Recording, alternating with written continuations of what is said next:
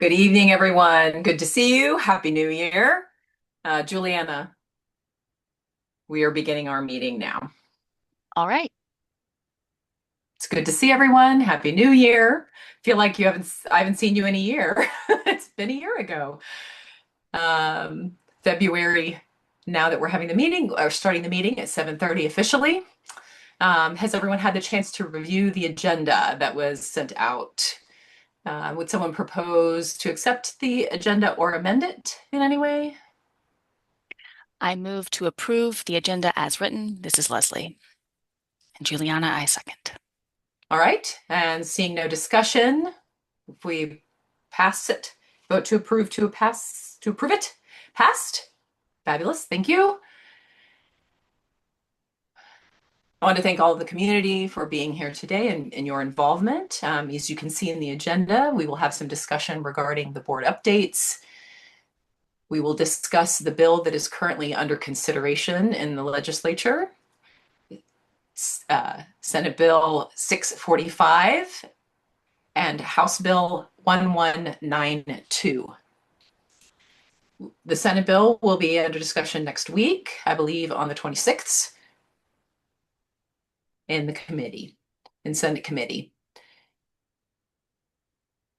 We're going to then discuss the future of our board work and what we will be doing moving forward.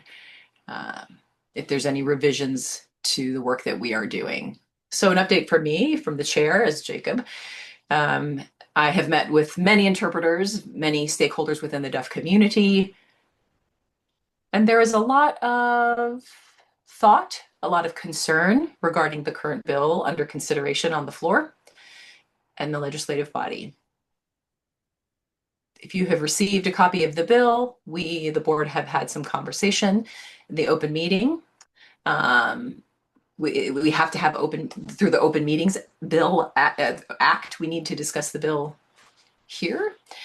And so we have met with Ethan, our assistant AG, to ask for some advice regarding what the board is permitted to do and what perhaps we should not do as we look at the bill under consideration.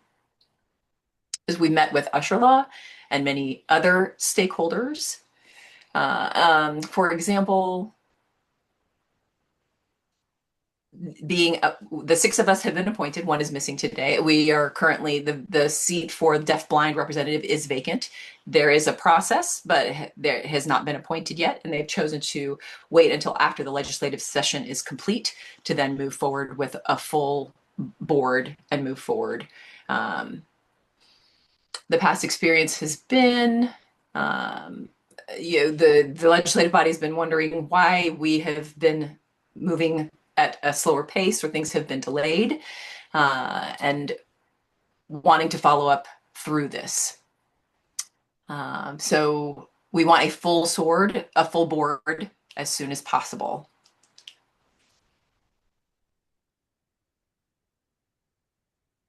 We know that the law was passed.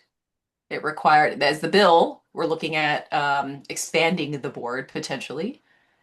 Frequently, we have gotten I'm sorry. Can you repeat expanding what exactly?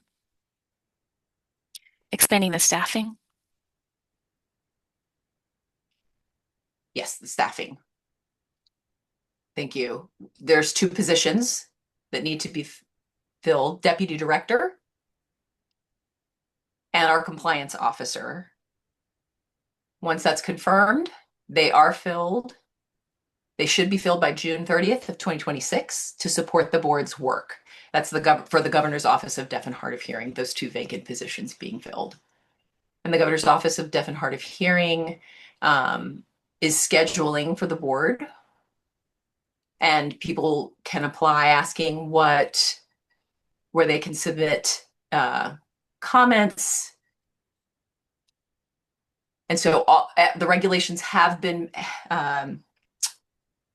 postponed while this is under consideration. Ashla feels that it's important that the board work on the application process and so forth and make sure that everyone is on the same page.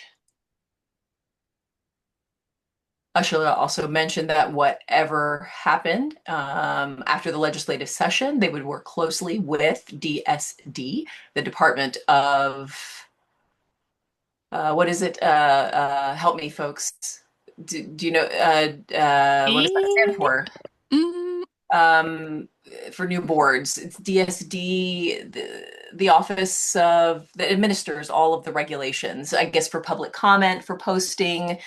Um, I cannot remember what that stands for. Department of it's something. the Department of State documents. Thank you. Thank Tana- you. Division or the division? the Division of State The documents. Division of State Documents.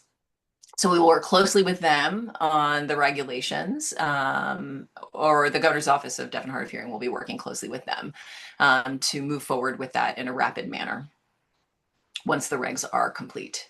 I think that's it from me. Any comments or questions from the other board members? If I may. So this is Leslie. I would like to provide a visual description. I'm a white female. I've got light blonde hair, clear glasses, a black shirt with a gray cardigan, and a dark background. So, are we, the board, allowed to ask the governor's office questions now, or are we allowed through email to email the governor's office? No, to let me back up for the interpreter. Can we ask GODHH questions now during the board meeting, or do they want us to only communicate with them through email? Uh, for now, I'm happy. It's either through me or to speak with Ursula, and we'll have a separate meeting. All right. Question. Wait, this is Juliana speaking. I have a black background and a black shirt, a V-neck, a ring, and a watch. My hair's in a ponytail. Clarification.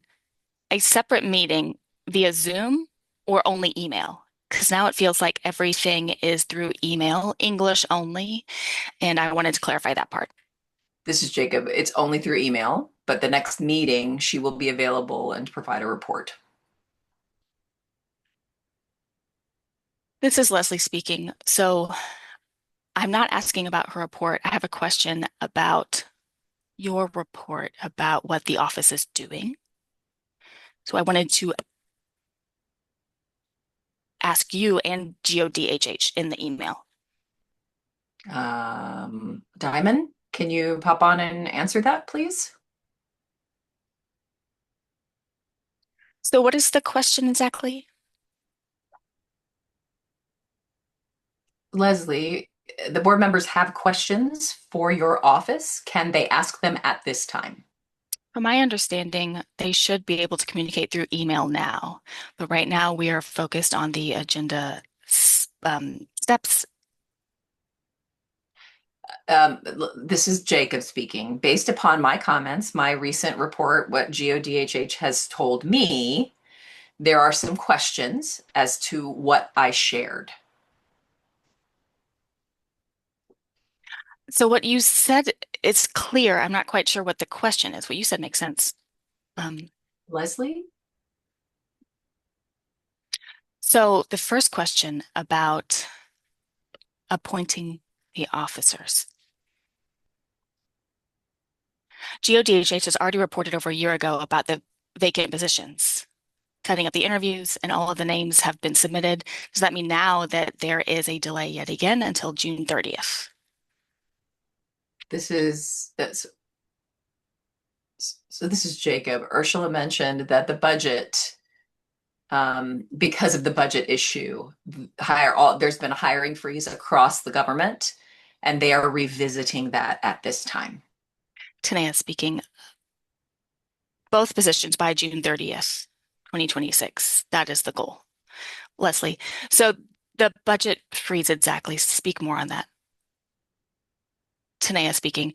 We were told to go ahead and follow something related to budgetary decisions to be clear. I'm not quite clear on that. That is Dr. DeBerry's area more. The state freeze, because of that, we were told, even though we were able to go ahead by June 30th, 2026.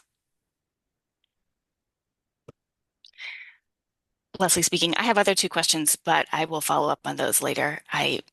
This discussion about whether I can ask or can't ask, I've just forgotten my other questions, but I will reach out later.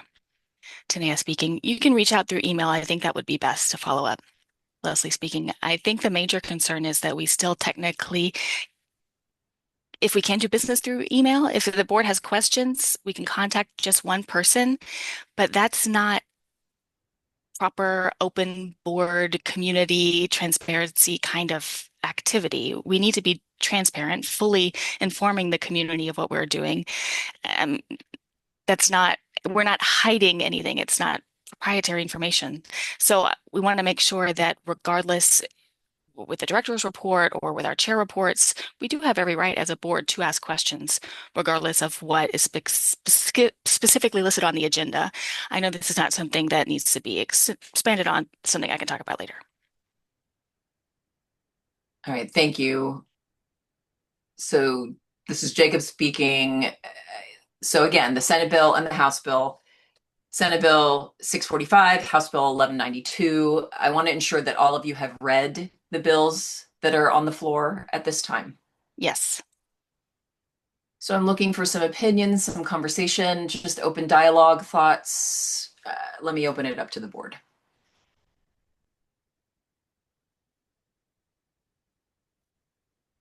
Leslie. Yes, this is Leslie speaking.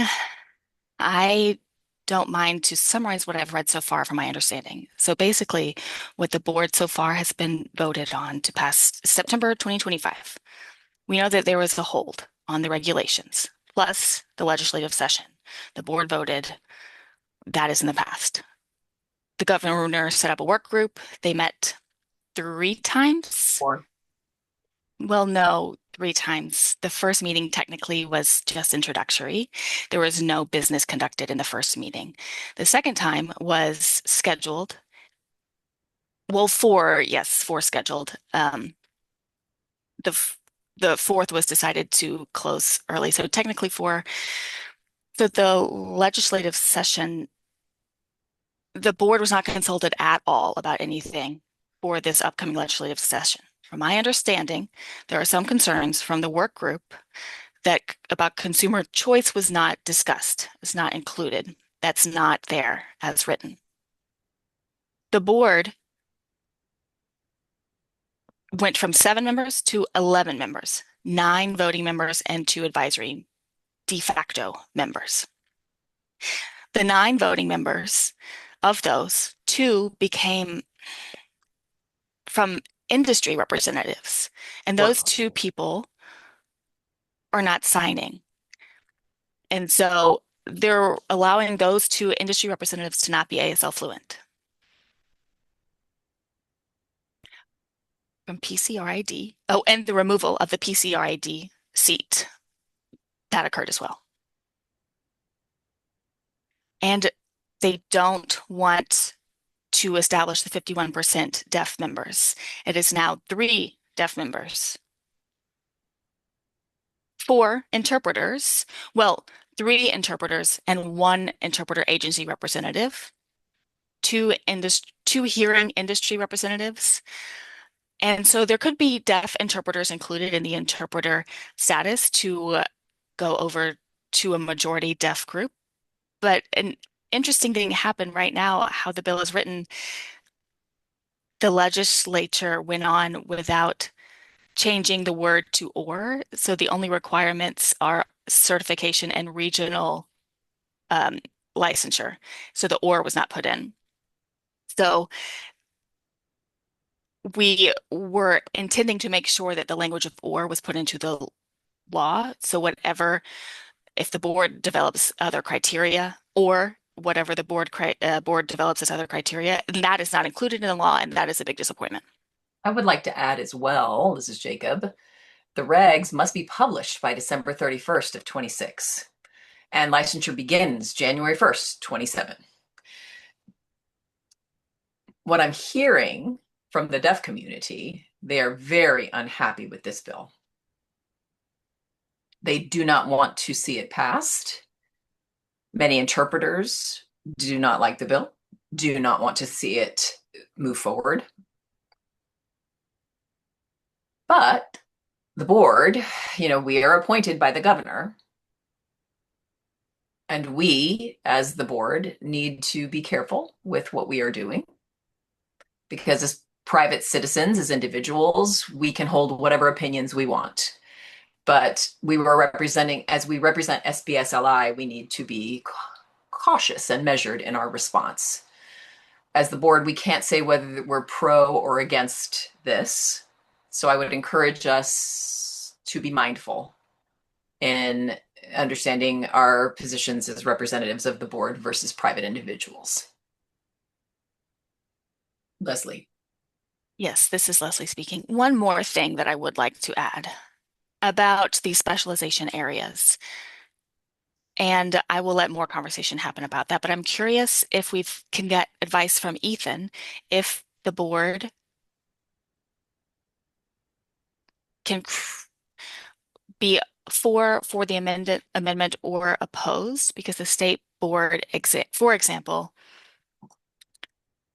Frederick Community College board met yesterday, and they wrote an opposition to the bill. And they were appointed by the governor as well.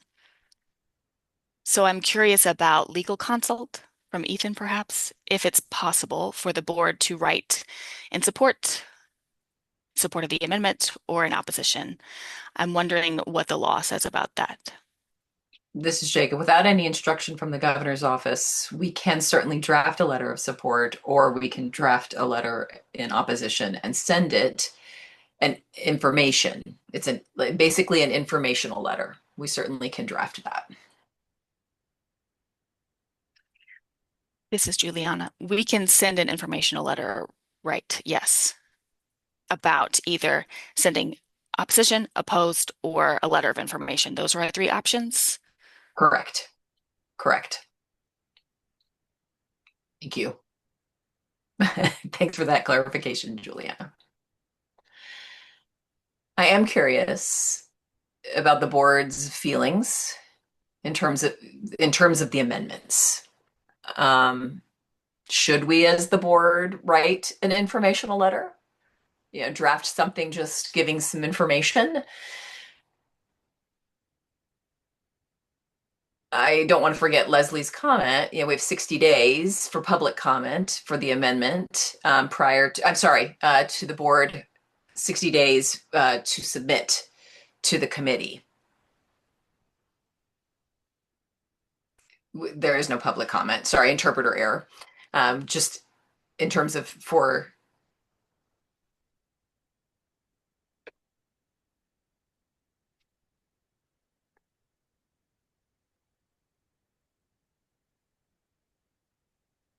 Clarification for the communication access team. 60 days prior to.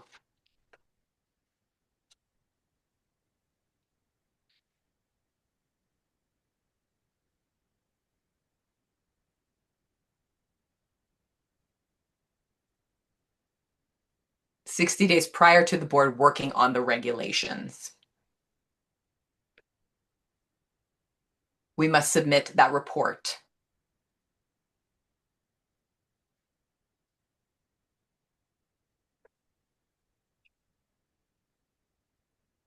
How the National Regional Certification defines or limits specialization areas, the number of interpreters in the state or neighboring states that are certified in these specialty areas, evaluation and how separate requirements for these specialization areas, the impact to access for interpreter services in each of those areas, and recommendations on or what kind of form of specialization license is required to be established by the state, that the board would make those decisions in those 4 areas.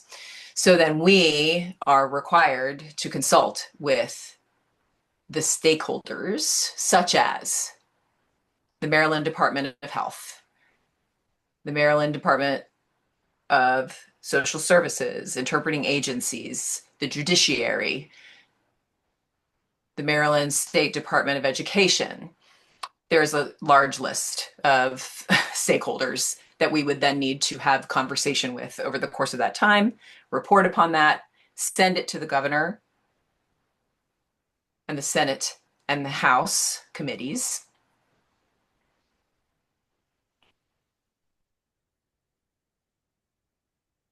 Meaning that's more work for the board to process prior to actually beginning the work of the regulations, of creating the regulations.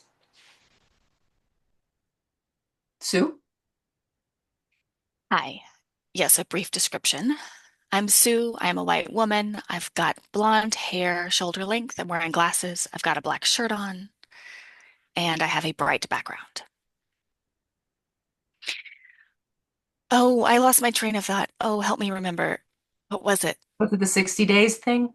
Yes, 60 days. We have to submit those four things in our report. Where do we get that information from? How many interpreters in the state? There's no record of that specificity. And how many interpreters in each specialty area and their certification or their rates of passing various assessments. I mean, where do we get that information from? And also, we are not experts in that area. Meaning, by that, I mean gathering data, statistics, reporting, sharing those statistics. Where exactly are we supposed to get that information from? This is Jacob. I know RID does have K to 12 certification, but that is not representative, a complete picture of the educational interpreters in the state of Maryland. RID does have, again, the number of legal interpreters that are certified SELs, but again, that does not give us the complete picture of specialty areas and particularly interpreters in Maryland. Leslie. This is Leslie speaking. That is one thing that I thought was interesting because really the report should just be provided. Whoever receives the paperwork or that report, that's a question. They can't prevent, they can't tell the board no.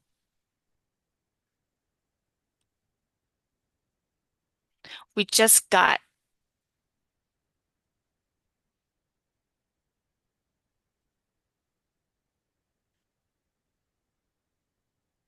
with the current members of the board.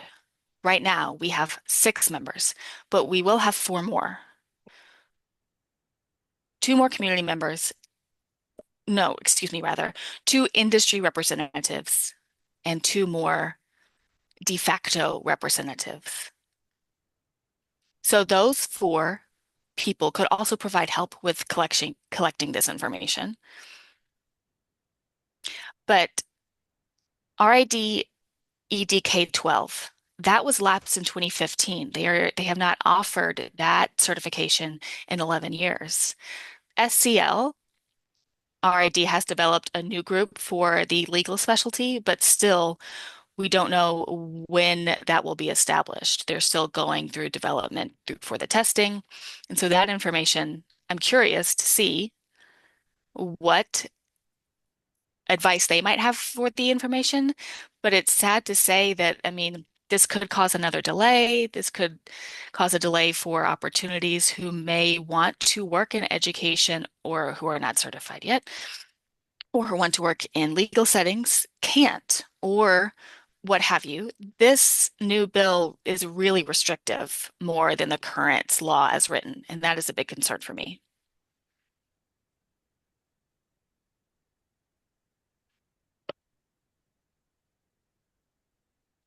Jim, were you or Juliana? Anybody going to say? Okay.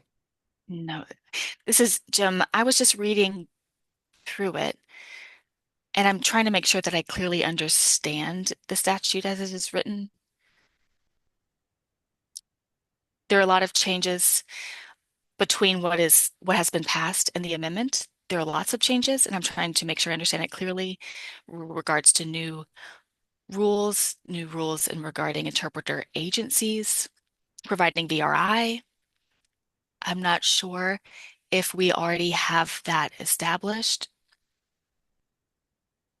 And so some discussion in the work group about consumer preference and how the language is written in the bill. It talks about consumer choice, but there new rules in regards to that. I'm reading it, I'm trying to understand and compare it back to the laws as it is written. So that's the kind of work that I'm doing, comparing the two.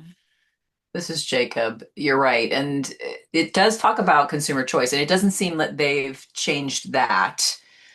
Nothing has been touched in regards to that language in the law, current law. Um, so Jim, again, at least it feels like the work group was listened to. I mean, that was a big issue that was discussed, and then the determination was to leave it alone as is. But then we see how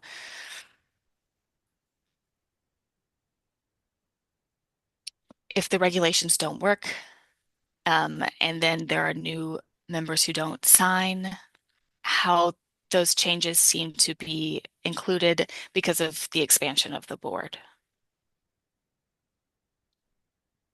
60 days, etc. Is that regards to all of the regulations or just the specialty areas? specialty areas. That's it.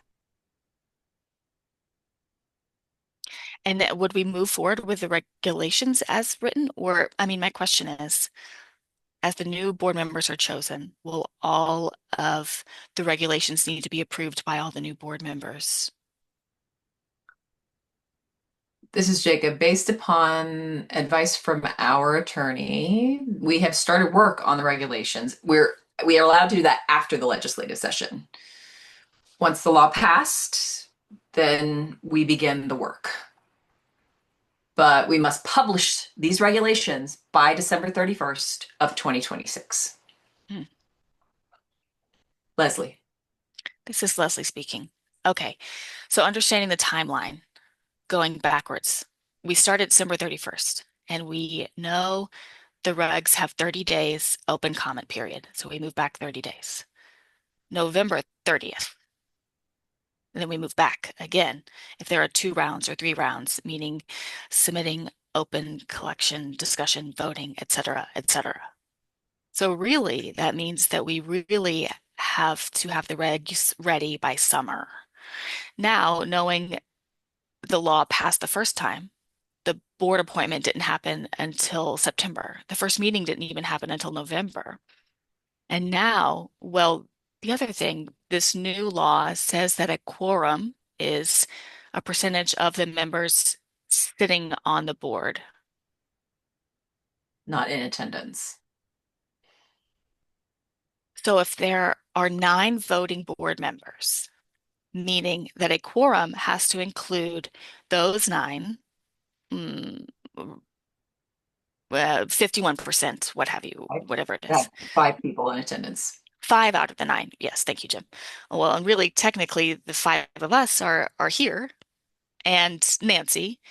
So I guess that we could go ahead with May to sign the law. We could go ahead with the regulation development because we have enough people sitting, if you will, based on how many seats available to be appointed.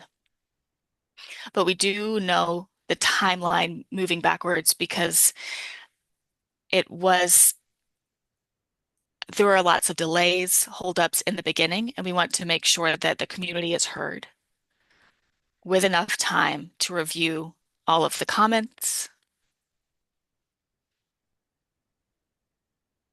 If the amendment passes, I'm assuming April or May timeframe, we would begin immediate work on the regulations and follow the new law as amended. So we would do a lot of work over the summer, send that out for public comment, and then by October 1st would be we would finalize them. Yeah, if we move back, and this is Leslie, I mean, barely.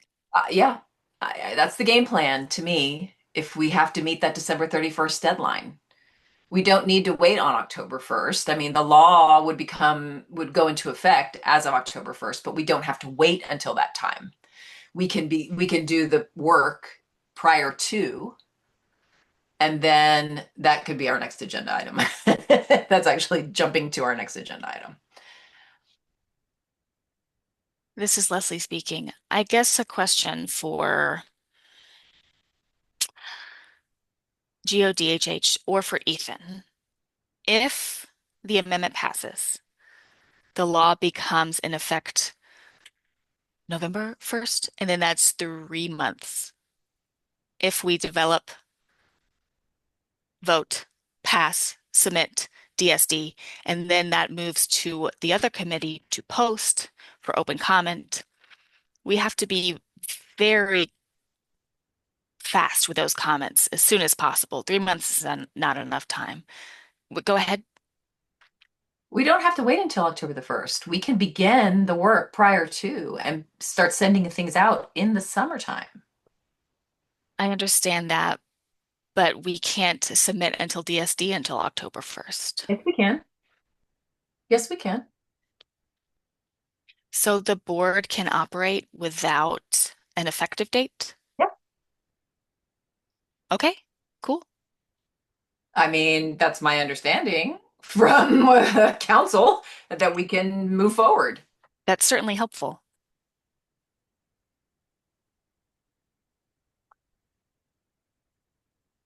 So again, if the amendment passes, it means we really have one specialty, that's the education, right? And that will be removed. Or with 60 days that we have to create that reporting structure that is a requirement. So we would have to do that. That would have to happen over the course of the summer and move forward. This is Leslie speaking. But also we need to be cautious if the technical word change is not changed from and to or. That means that we are stuck with the provisional educational Correct. license. Educational interpreters must be certified or have a regional certification. That's so that and becoming an or is important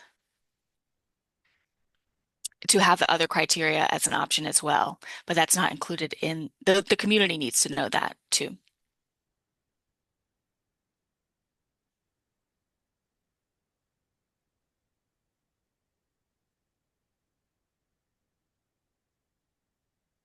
This is Jacob. Seeing no more discussion.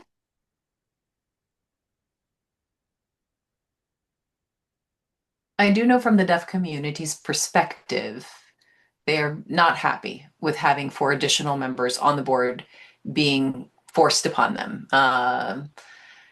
These providers, the interpreters, the deaf community is not happy in terms of that perspective. Establishing the agency, having a say in the regs and the process on the board, I understand that perspective. From what I've seen, the working group, that's where the deaf community has felt disempowered. And some folks that I have spoken with, several interpreters, have also felt disempowered because with the idea of understanding the interpreting process and the work that is put in, these new members do not have that expertise. The subject matter experts are the deaf community and the interpreters working within the field. They understand the needs, whereas these new members are really just in it for themselves. Juliana? So this is Juliana speaking. As a as a deaf community member and also as a Latina person, also as an interpreter myself, I resonate with you, Jacob. I see that the community is upset and I see the different perspectives. Some people are Upset because it is a repeat of the oppression that the deaf people have already gone through this kind of oppression. And now, again, it feels like oppression again. Other people making decision for us without us. And deaf, Black, and Brown communities. Most of us here are white on this panel. Right now, I am Latine. Nancy is not here, so the rest of us are white on this panel. And the other people who will join this panel, who will they be? What identities will they have?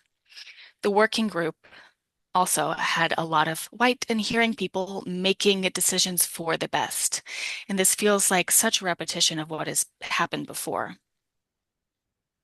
We do have a responsibility and a commitment to the community as a board when we must figure out a way to support, do our job, yes, but also keep in mind that we are here for the community. We have to find that balance. We can't lean too forward into what we think that they want from us. But as the board just was recently mentioned, the specialty area for education.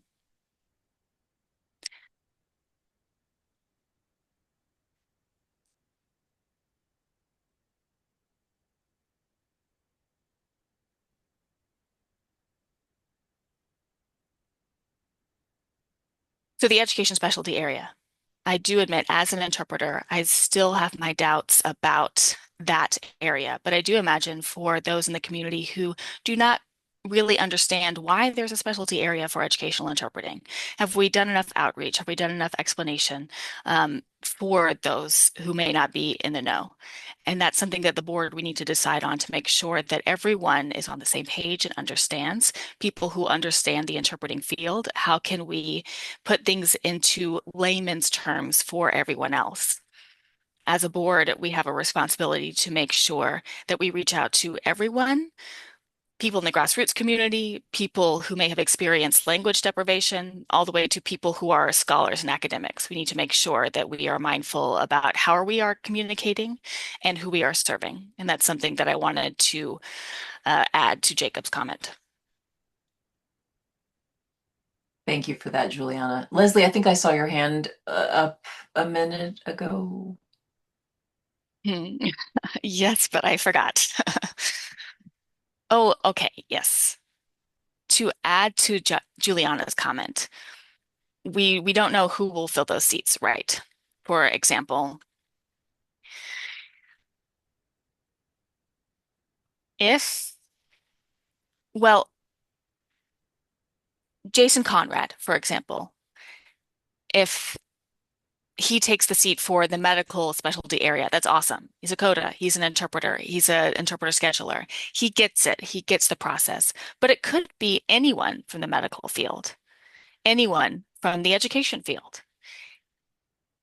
And we know the DOE um, is led by that area is MSDE, the Maryland State Department of Education. Their deaf and hard of hearing representative is a speech language pathologist. So their view about the deaf and hard of hearing community is questionable. And Juliana's point about not only diversity, yes, that is something that is huge. That's a constant struggle, and I am happy to have a conversation with others on the board. And I have had conversations rather with people on the board about perhaps replacing to have more representatives of diversity on the board in regards to gender, race, etc. For those who take those seats and have that perspective, that's critical. Absolutely. So, Jim, any other comments, Sue? Yes, to follow up with what Leslie and Juliana have both said, my concern is that there is a proposal for the list of stakeholders. There is quite a list of stakeholders, and there's only one deaf agency listed in that list of stakeholders, MDAD. All of the others, I don't know how many total, but the entirety of the other stakeholders are hearing agencies and hearing entities. And I think the conflict is those entities view interpreters as a part of their economics. And MDAD views interpreters as accessibility for the deaf community. And that's where conflict happens. And I'm speaking as a CODA myself as well. My focus tends to be on accessibility.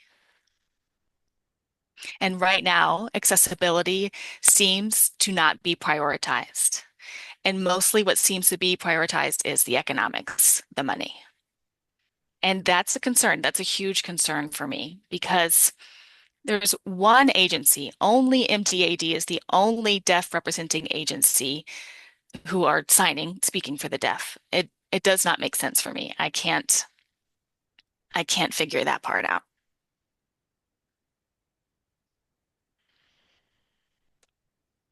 This is Jacob. I would also say, yes, in that list of stakeholders, they removed PCRID. This is Sue or the deaf community. Just the Right. deaf community has been removed. Right. This is Jim. I agree with all of the comments as related to that long list of organizations. Um, I think is the shape of the board, the approach. We have one interpreting agency, or we have, maybe a deaf-owned interpreting agency. That would be wonderful. That was a deaf person in that role.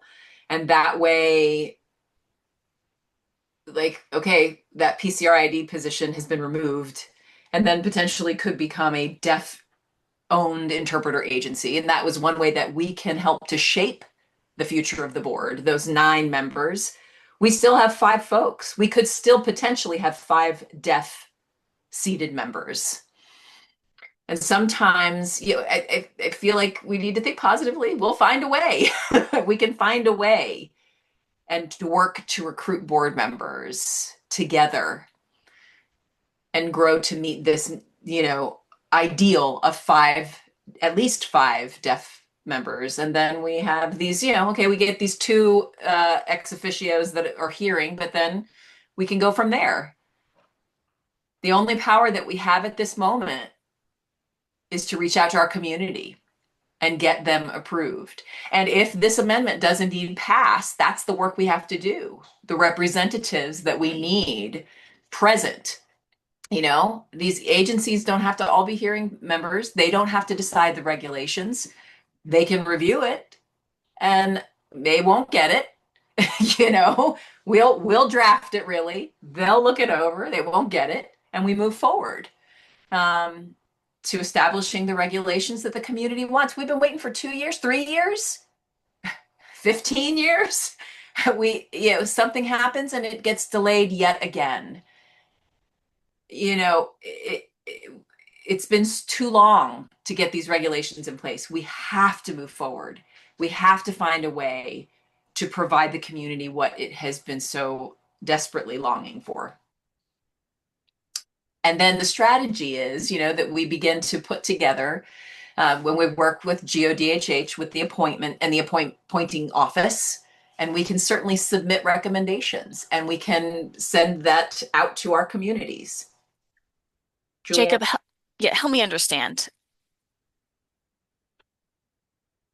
So can we are the experts as the board. We have various expertise. And that is why we're all here. That is why I am here. So I feel like, no offense to the governor's office, they might just not know, but do they have sort of a certified interpreter on their staff or that kind of thing? Do they have that kind of awareness of the how critical licensure and certification is? So when they are picking board members, their lens, what is their lens going to be? That's a concern that I have Certainly. because for myself, with a PCRID and people who join as PCRID and still I don't know still what representative I am. Am I a PCRID representative or a community representative? And so how is that kind of thing going to work? And how much can we push for those things that we do know that are very important for these positions? And so I would just wonder what their lens is going to be. Because now I think is a really important time where we can really make good decisions that can help us in the future. As Jim mentioned, that selection is really going to be important. And is that something that we can push on? Is that something that we can focus on now? Should that be our focus now? That's something that I wonder. And Juliana, it's an excellent question. You know, you were first on the board as a community member, and then I transferred and became the MDAD chair. Or how the decisions were made, I am not entirely certain, but Exactly. we had some conversation. There was different appointments, and it was like, well, you can, we were told that we were able to add those additional representations. So I'm not entirely sure how all of that has happened, but the power and decision making that the board has, I really can't say. I would have to ask Ethan for that legal advice, and then I can share that with you via email. Leslie, and then Jim. This is Leslie speaking. I think that what Juliana brought up is a really important point. My concern is that we as a board, we as a community, interpreting community, the deaf community, if we nominate the names, at so but so far I have not seen any movement with those nominations. The names have been submitted but not appointed. The appointment office has appointed people who were not proficient signers. And that was one of the main requirements that the board had, and we still people who are still not fully proficient in American Sign Language. And we asked the legislator about sign language for makeup of the board, and it was decided that all must be proficient in sign language except for the two non-voting de facto members. And we would provide interpreter services for the four of them. But who is screening what proficiency looks like? My opinion is if the board members rely on interpreting services, then they are not proficient signers. So I think that it's more than just selecting names and submitting names, but more, and maybe it's not the board, maybe it's more about collaborating with GODHH, with collaborating more with the governor's office to make sure that they understand why these appointed roles are so important. And as was mentioned, not to just randomly select someone based on skin color or identity. Yes, those things are important, but also their background, their experience, what they bring to the table, if you will, is important also. And I think it's very important for us to be very clear about what the expectations look like and what we are requiring from the community. And I don't think the deaf community is happy to have non-signing board members right now. Thank you. Jim. Jim here.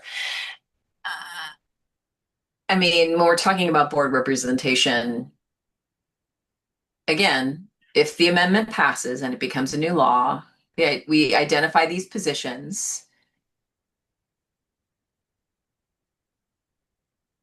Are we then removed?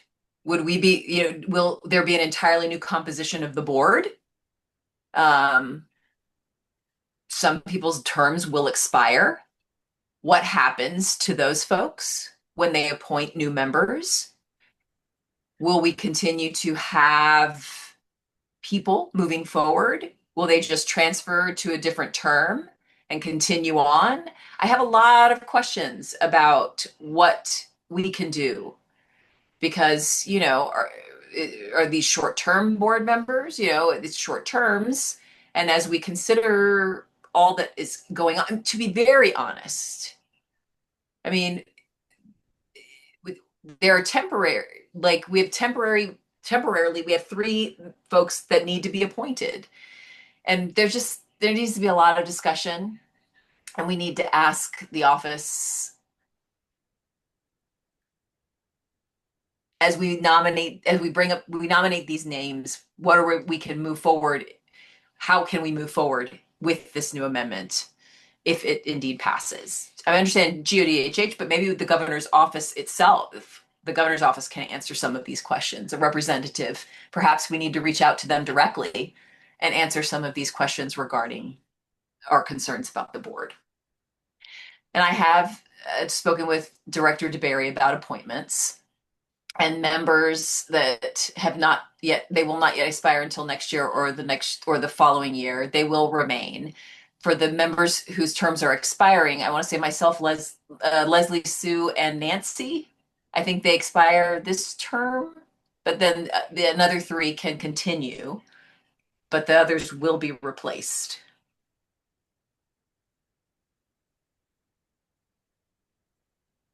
Unless folks apply to be appointed for another term.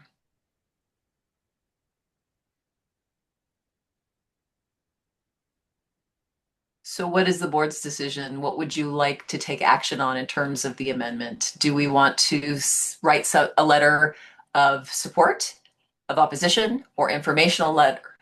Something about our years of experience, our perspectives as SMEs, any thoughts about what action we as the board should take?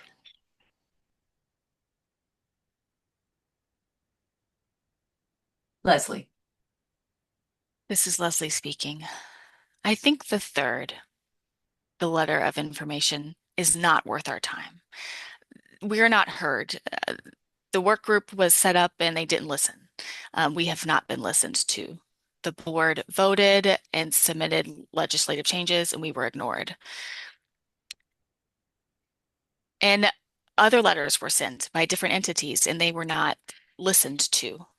The community has not been listened to. The community has shared information. In my opinion, I think that there are some things that I'm happy to keep the law not touch. But I think that with the additional members, especially with the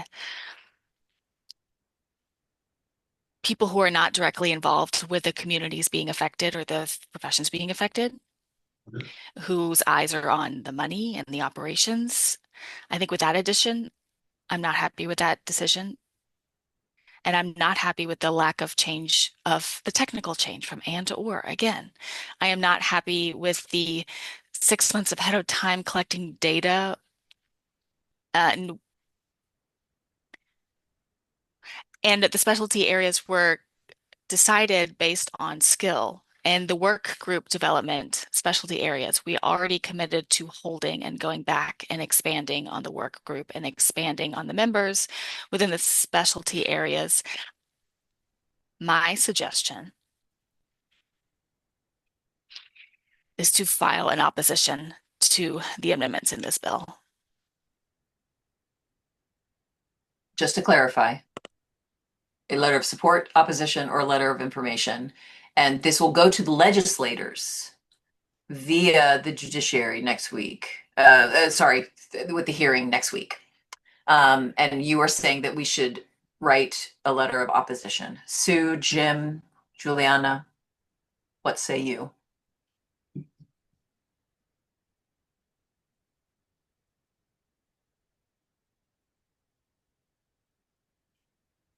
Sue. Really, I'm not sure if a letter of opposition will help either. What I was going to say. Honestly, I'm just not sure if it will make a difference. They have not been listening to us for these past 3 years, and the governor's office gave us that proposal after the legislative session opened, right? So where was the transparency for that? The board, as Leslie said, the board was not consulted about these changes. I don't think that writing a letter will help. That's just my thoughts. This is Jacob. Sue, so you're feeling like the board should have no position on the bill at all? Well, no, I'm not saying no position, but I think that yes, fine. If we want to write a letter of opposition, then yes, that is fine. But I don't think that that will help. It's already in motion. Everything is already in motion. Leslie. Leslie speaking. Sue, And I had a great discussion because we were involved in many of the meetings with that specific lens, that not listening, etc. But the governor's office forced the amendment to move, but the governor won't be there. So EHCH, The committee? the Education, Environment, and Energy Committee, that panel listened.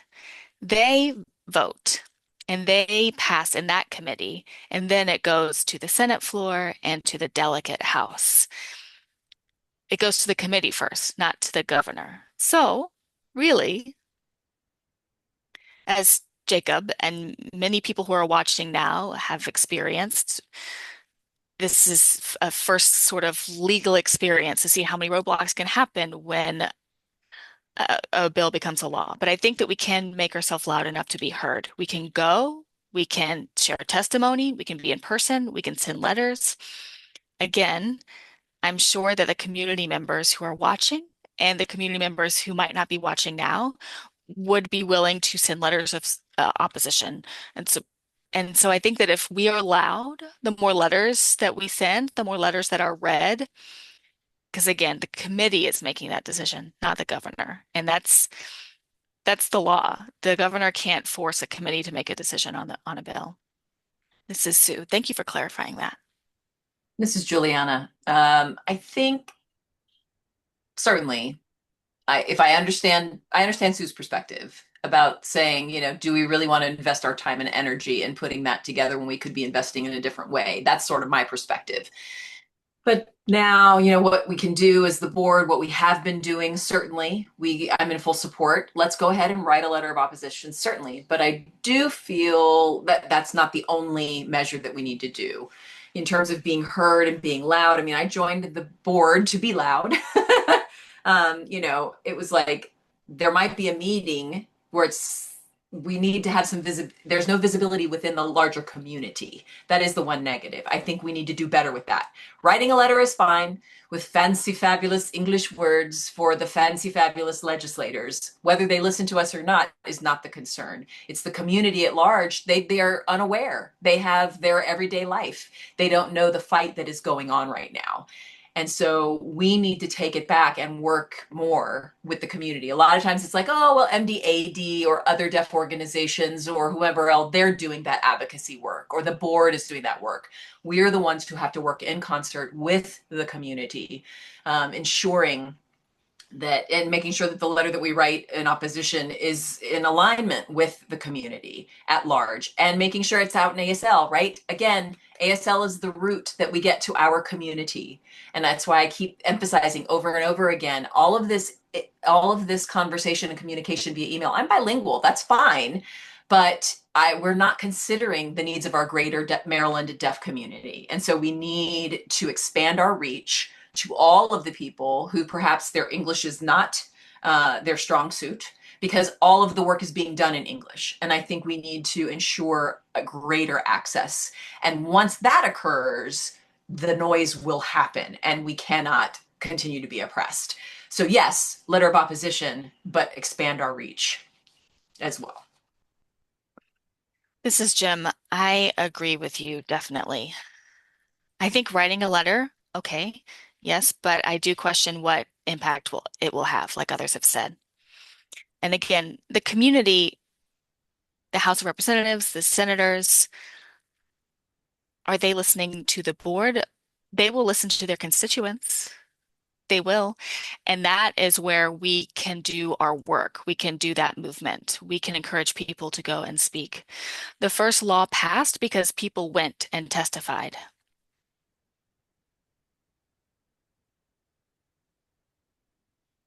Because people felt that it was important to push this through. And now we have this new amendment, and I want to look to the community to speak up. Interpreters, the deaf community, to share what we don't like or what we do like. And I think that the more the community speaks up, I think we'll get more attention from the state. And so if we push our community, if we encourage people to go and testify, to be in person, I think that that will make a difference. This is Jacob. I would agree. We certainly need more community outreach. That certainly is an area that we need to improve. We need to network more as the MDAD representative. I can speak with the board there and try to, I've been letting them know what's going on. And who's representing PCRID? Does anybody know? Is Jim? Jim, is that you? Yeah, I'm Rock, paper, scissors. Jim, are you communicating with PCRID? Are you letting them know what's going on? I can, yes. So, and all of the community members, we need to spread the word. We need to let them know what is going on. We need to let them know what is being discussed, the amendments being proposed. PCRID is very active. They are not happy with the bill, and they are opposed to the amendments, and they are active sending letters, and I can encourage more of that to do for more members to do the same. And I'm doing the same with MDAD and encourage them to send letters of opposition. And so we're working on a vlog to send to the membership um, to try to get them active and to be heard. So it seems as though we as the board, I'm assuming me as the chair, I will draft a letter of formal opposition to the current amendments being that are on the floor. Leslie. I would like to make a formal motion. I move that the board write a letter in opposition to the current bill amendments. And right? As written, yes. I've written. Okay, Juliana seconded. Any discussion? Do we need any more discussion? I don't think so. Put it for vote. All in favor for the board to write a letter of opposition to the bill amendment as written? All moved, all approved. Okay, so I will draft it. If you all will help ensure that it looks good, if you have time for that, I'm happy to begin it. And I'll hope to have it. It's Thursday, maybe by Tuesday. I will submit it by Tuesday for your consideration. And if anyone is available to help me draft it or edit it, I do have some time, but anyone willing to work with me on that? Yes. This is Leslie. Leslie. Yes, this is Leslie speaking. I don't mind helping, sure. I can help make suggestions, etc. Do you plan to go on Thursday in person? Um, that day, there are three bills that are impacting the deaf community. So yes, I will be in attendance. Okay. Do you want me to read it in person or shall I send it? Do you have a preference to testify in person or Leslie, sorry, go ahead. This is Leslie speaking. I think that both letters submit and in person, that is always helpful, both. And remember, if we sign, right? We can write the letter. We wrote many letters before, and then in person it was signed. And to change it up, to not just read the letter in person, but in person you can change that message a bit. And if you are there, if you can testify, and the community plans to write letters, and there are no limits to the amount of letters that can be sent. But if people want to testify in person, they allow three opposed with amendments, and three in support with amendments, and three opposed. We need to make sure that people sign up 2 days in advance for that. All right. So then I will draft the letter as well as testify in person, correct? Excellent. I will speak with Ethan in terms of the language that we can use to ensure that we are following proper procedures. Juliana? I think, yes, write a letter for the audience of people who will read it, hopefully. And then as you testify, making a point on the impacts. What are the big impacts so that people can see the impacts? A more emotional uh, way of describing the harm that could happen. I think that to do something a bit more if in your face, if you will, an elevator pitch that really gets to the point so that people will listen. And one concern that I have is the interpreter who will interpret that testimony. That's the question. Good point. Oh, I forgot. Ursula mentioned to me that um, she will testify in support. Will be sent in support, but the board can certainly write something in opposition. Um, So testifying in support for GOGHH, not Dr. DeBerry themselves. correct. Jim? I'd like to move back and make another proposal based on the feedback that we got for the board appointees from the governor's office.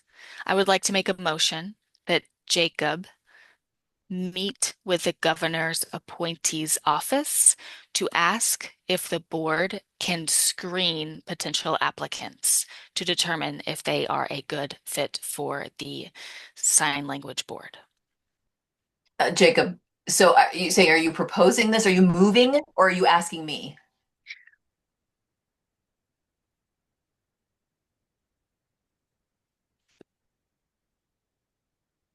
I move. Yes, I do move. Yes. Okay. That the state board can screen who will be appointed and to thank the governor's office for the opportunity to screen. So that is, I recommend that we do that. All right. So That's the motion on the floor. Do I have a second? this is Juliana, I second. All right. Any discussion? Seeing, oh, Leslie? This is Leslie speaking. Jim, so do you want to add a specific time frame for that? Or before the legislature session is done? Or This is Jim. I think just in advance of prior to any board appointment, whether the amendment passes or not, regardless, anytime moving forward into the future ad infinitum, that any board member, that the current board is able to screen the potential applicant. And I would prefer that a deaf board member do that. And no more discussion, Leslie? to clarify on the motion, with language proficiency or Correct. with language proficiency. Okay. Uh, uh, this is Jacob. I'm sorry. I might be a little confused. I thought Jim meant that we were proposing that I, as Jacob, as the chair, would meet with the governor's appointment office to have conversation about the process and that the board screens Yes. any This of is Jim. these This is Jim. Yes. elections or that were involved. Again, fluency. This is about fluency and knowledge of and that those in the industry have knowledge of the deaf community. Juliana speaking. Can I add an amendment? Jacob, I'm sorry, what did you say? Leslie said that it has to be the person who made the motion to make the amendment. Um, we can, We can always discuss, and then the person who made the motion originally can add an amendment. Jacob, no, another person can amend the initial motion. Okay. Do we need to call a parliamentarian? This is Juliana. Should I go ahead, double Ethan, check with someone first before we go ahead? Ethan, for parliamentary procedure, if a member is asking to amend a current motion, is that possible? Parliamentary procedure is separate from the law because this is a public process. We have to follow Robert's Rules of Order. That's its own process. But if I remember correctly, RRO does allow another member to amend what has been motioned. But that amendment has to have its own second, its own vote, its own internal process. If I remember correctly, yes, that can be done. Thank you so much. Juliana speaking, are we doing that here? Can we do that now? I want to clarify that with Ethan. I want to make sure I understand. So we here, we're following RRO. And what you were saying, the internal, can you repeat that? Do you mind? That's up to the chair. It's entirely up to the chair. It's at their Okay. discretion. All right. That is very clear. Chair Leffler, please tell us what to do. Juliana, I'm fine with you making an amendment to the motion on the floor. Okay, yes, I amend to Jim's comment. I think there's a great idea. Yes. Checking in to get support, see how things are going, and to have a say in that decision-making process. I think that is important because you have understanding of the board, what the board needs, and how to support the community. You have that unique position to share that with the governor's office, and you have that perspective of the board as well. You have those two separate responsibilities where you can check in with a procedure and you can share that. Certainly. So, and then second to open discussion. Okay, do I have a second to Juliana's amendment? Jim is seconded? Okay, now discussion on Juliana's amendment. Leslie. I have a concern about the board being advisors on the appointing.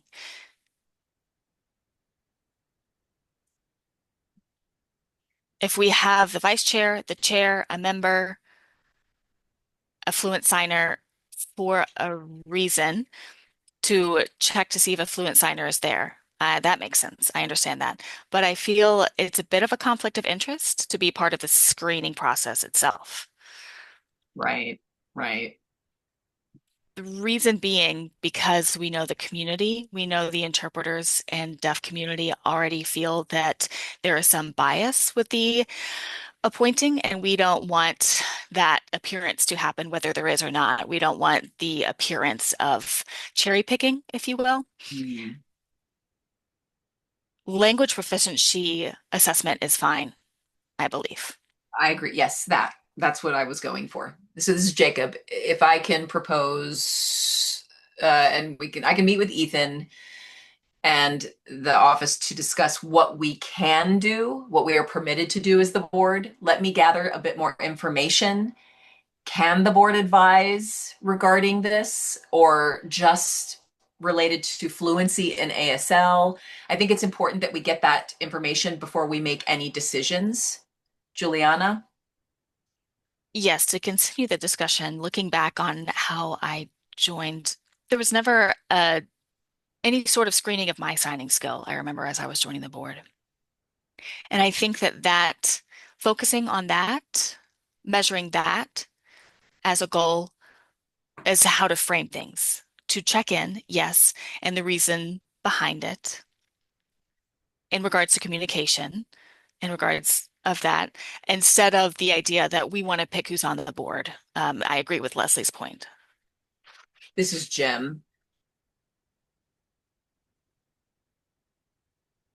In terms of the motion, I think it's important that we do reach out to the governor's office and regarding the appointment process, but I think we should just be involved. The whole process in terms of the decisions, we've had some conversation about this. What is the governor's office? What are they doing? Like why are they involved? Why aren't we involved? The whole decision, the process has moved forward, but I think it's important that we move forward, that we do want to set up some parameters, as it were. Um, It's Juliana parameters. Yes, yes. any other discussion on Juliana's amendment? So vote. Who is in favor? Those in favor of the amendment as stated? Can we re-sign the motion, Yes, please? This please, is Leslie's question. Juliana. I This is Juliana for Jim's to have Jacob step in on the appointing process to make sure that we have a language proficiency check before someone is appointed to the board. That is my amendment. Excellent. And those in favor of the motion as amended, that the chair be involved in the process to ascertain language fluency prior to being appointed. Proficiency, yes. Proficiency, language proficiency. All in favor? Motion passes. Now the amendment passes. Moving back to the original motion, Jim said, Jim, the amendment is passed.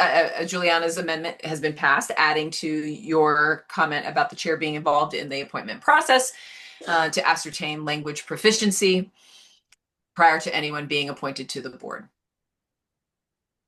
Any more discussion on the motion as amended? Voting on those in favor of the motion. Motion passes. Thank you so much. All right, the agenda now is discussing about future work of the board. This is really based upon if the amendment passes or not. What then do we do? If it passes, we can revisit the regulations,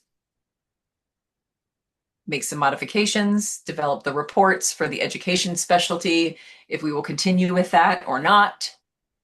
Yes, Juliana. This is Juliana. Yes, I would like to comment. My apologies before we hold that discussion. We've been focused on writing on the letters of opposition, and the result of that, there's still a lot of questions left. So I would like to hold this discussion about what the future will look like because we still have a lot to focus on now. So I wonder if that's an option. That's fine. We can certainly table this. Oh, and again, I'm bringing that up as a discussion. I'm not sure if I'm the only one that feels that way. Leslie? This is Leslie speaking. I agree to a point. I think that yes, there are things to hold, but I am curious because we have voted on the regs, and I think it's important for us to save that time when it happens with the amendment, whatever happens with the amendment. That means that we could easily take some quick movements for two options, for provisional educational license or because not until May would they sign. That means that Jim and Juliana already agreed to take on the work group for the other criteria. Yep. Not Jacob and Juliana, the interpreter clarification. It was no Jim and Jake. Jacob and Jim. Jacob and Jim.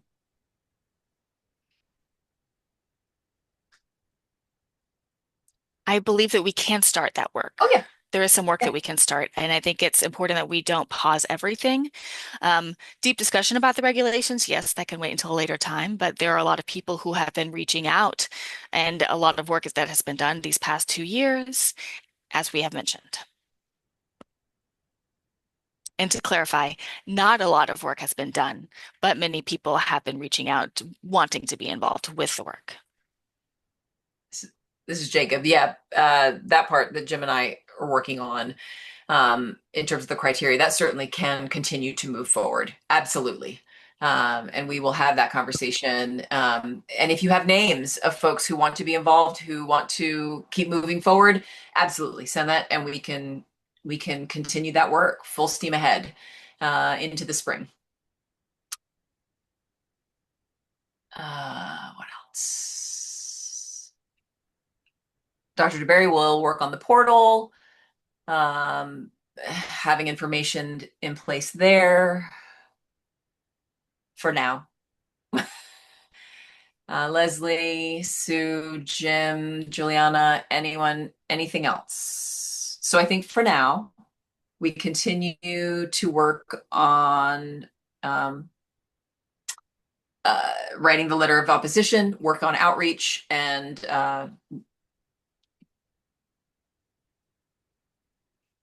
This is Leslie speaking for transcript purposes. Director DeBerry To clarify for the transcript, the honorific for Director DeBerry is director, not doctor. And that is an interpreter clarification for the transcript. Any more discussion on any of these points? See none. We as the board, we've had several public comments. And I think we have responded to several of them via email. I believe everything has been responded to thus far, correct? Leslie, am I correct? Yes, the last update from the specific questions to the board, those have all been answered. Comments to the board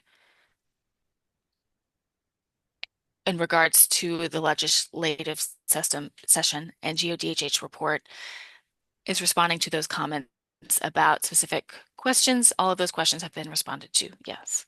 Wonderful. Jim? This is Jim speaking. To clarify, it seems that we have a question in the Zoom chat.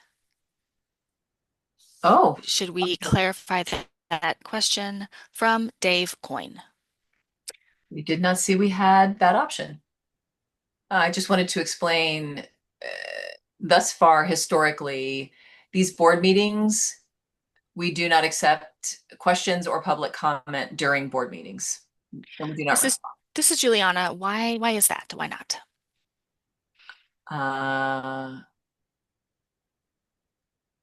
The Public Meetings Act, anyone can watch the meeting, and they're supposed to submit their questions or comments 24 hours prior to the meeting being held, I believe. Is that This correct? this is Leslie. So if we want to receive questions, yes, we can set up the 24-hour rule. That does not mean that the board cannot allow questions, cannot allow open comments. We do have several different approaches. We can ask for all questions 24 hours beforehand, etc., through email. We can allow for public comments during the meeting itself, or we can collect questions and answer those during the meeting. Really, it's up to us. This is Juliana. Again, I think that, again, yet another barrier for the deaf community. If it was our, or if it is the board's decision, whether we would accept questions or answers or comments, if it's our decision, yes or no, that's another thing that we need to revisit.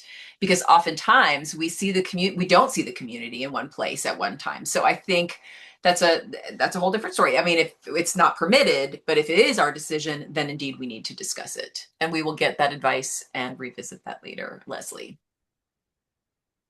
This is Leslie speaking. So to provide clarification or reasoning, we can always revisit, we can always change that. But originally, because of Zoom with the chat open, there were quite a lot of comments and questions, and not direct questions, rather. And that is wonderful that the community is involved, yes. But it's important also to be able to answer Dave's question. And Dave, the list of stakeholders. There are examples. Oh, This is just, could you repeat the question for access purposes? yes. Yes. So the list of stakeholders were only given to the board. I may have missed where the list came from and who it was given to. That is a question from Dave Coyne.